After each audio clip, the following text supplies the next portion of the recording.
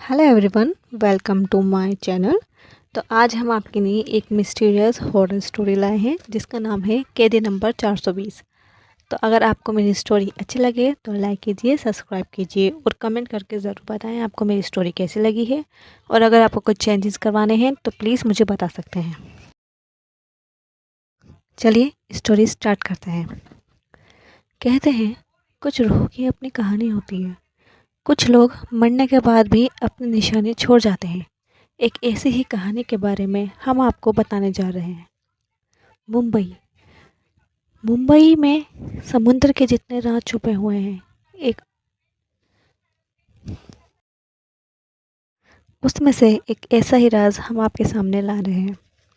रिया हमारी स्टोरी की नायिका।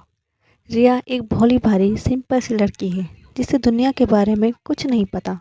जब वे छोटी थी तभी उसकी माँ गुजर गई, जिसकी वजह से रिया के पापा ने दूसरी शादी कर ली। जब उसकी सौतेली माँ आई तो उनके पास दो बच्चे थे, एक लड़का एक लड़की, जिनकी उम्र रिया की जितनी ही थी। एक दिन कुछ ऐसा हुआ जिसके कारण हमारी प्यारी भोली भाली रिया को पुलिस पकड़ के ले गई।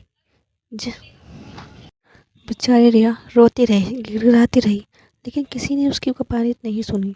उसकी सौतेली माँ तो उसके साथ गुस्सा थी ही, लेकिन उसके पापा, जो उसके सगे पापा थे, उन्होंने भी उसकी बात नहीं सुनी।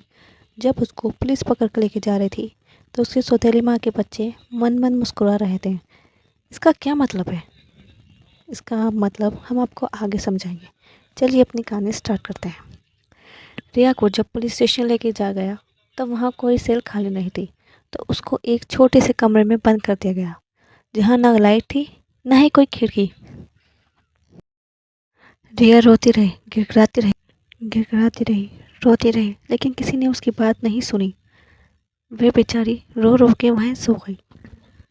थोड़ी देर बाद जब रिया को होश आया तो उसने देखा कि शायद रात हो चुकी है, लेकिन न रिया के पास कोई आया न ही इसको किसी ने कुछ कहा। रिया बेचारी वहीं डरी सहमी घुटनों के बल बैठ गई और अपना मुंह दोनों घुटनों के बीच में डाल दिया। ऐसे बैठे हुए उसको कुछ देर हुई थी, तभी उसके कानों में एक हल्की सी आवाज़ आई, रिया, रिया। वह अचानक से चौंके उठी।